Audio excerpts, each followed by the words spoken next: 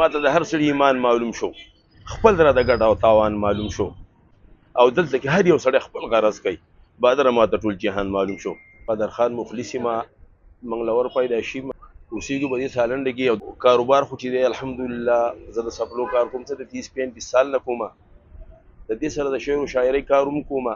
دا چې کله موږ د دې ټایم میلاو شي، لکه اوس مطلب دی بعضې وخت کې څوک زموږ سره نه وي، تنهایي کې چې بیا لیکلی کېږي، چې تنهایي نه بیا شعرونه نه لیکلی کېږي. زموږ د یو شاعر خبره چې لکه بعضې وخت کې اکثر دا شعر په سړي دومره خوږ ولګي چې ډېر زیات ورته پسند شي. بعضې وخت کې حقه شاعر خو په بعضې وخت کې ورته سړی مازغه پرېشنېږي، هغه پرې خوږ ونه لګي، حقه شاعر خو خوږ ونه لګي. زموږ یو غزل دی چې لکه د ظلم جبر خوږ جانان عادت دی، زما زړګی د ډېر خفګان عادت دی، او دلته کې ویش ته هېڅوک صبر نه کوي، دلته ټول خلک په تالان عادت دی.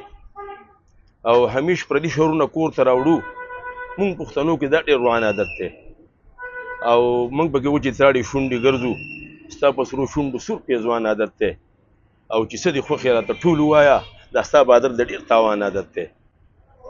بله زموږ یو روبایي داسې دی چې ما ته د هر سړي ایمان معلوم شو، خپل را د ګټه او تاوان معلوم شو. یو سپی د بل سپي غوښه چاته نه خوري، ډېر لالچي راته انسان معلوم شو. ما بیا په هر میدان کې ملا تړله، شکر دې زر راته جانان معلوم شو. او دلته کې هر یو سړی خپل غرض کوي، بادره ماته ټول جهان معلوم شو. یاره دا تقریبا د 30 سالې اسماعیل علي صاحب ما واده لا نه وکړه چې ما ځان د سپلو د دکان کړی، شاګردي مې کولی، زده کړي مې ده، بیا مې دا کار کړی دی. دا مې د خیره بچي دي را سره ناستې ده چې کار را سره کوي، شاګردان مې هم شه به یې منګلور کې دي. ستاسو د الله قدر وکړي، څوک نه خفه کېږي. دا د پخوانه د ما والد صاحب ژوندی و، زه په دې چلونو پسې ګرځېدم، خو هغه هم چېرته کې لکه ما دا نه دي ویلي. او الحمدلله ستاسو دعاګانې نشه یې ونه کومه، نسوار سګرټ یوه نشه الحمدلله نه کوم، د ټولو خلکو سره پاتې شوی یم. زمونږ د روغاني بابا په نوم باندې ټولنه ده، زمونږ په کلي کې خو ښه سندرغاړي پاتې شوي دي. بخت مشال چې دی نو الله دې وله ژوند ورکړي، بیمار دی، او خان دې الله وبخي. نو سلطانه خان چې و نو دا پکې ډېر زیات مشهور و، 2 کیسټ مې په هغه کړي دي، او 10 کاسه کیسټ الفاروق کړي دي، یو رال نثار ملنګ کړی دی، یو رال زمونږ په دې منګلور کې اوس په ښایسته باندې مشهور دی، صدیق نوم یې دی، هغه کړی دی. نو دا پکې زمونږ په دې منګلور کې دا 2 مشهور سندرغاړي، دا دور ډېر اسان دی. د دې دا لیکلو هم اسان دي، هغې له به سور پیدا کوو، بیا به ساز پیدا کوو، دا ستړي ستومانیانې به پکې ډېرې وي.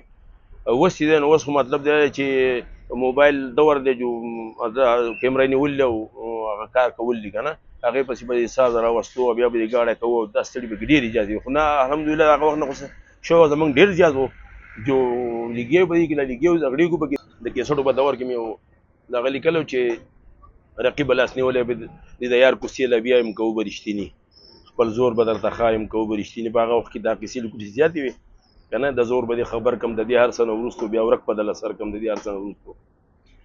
نو دا څیزونه د هغه وخت هغه داسې زیات وخت زمونږ هغه عمري دومره دنده که لکه مطلب چې سړی د 50 ته ورسي بیا دونه پکې دا یاد دا کېږي. نو نور چایبیتې مې پکې لیکلي دي، لوبې مې لیکلي دي، غزلې مې لیکلي دي، رباعیانې مې لیکلي دي.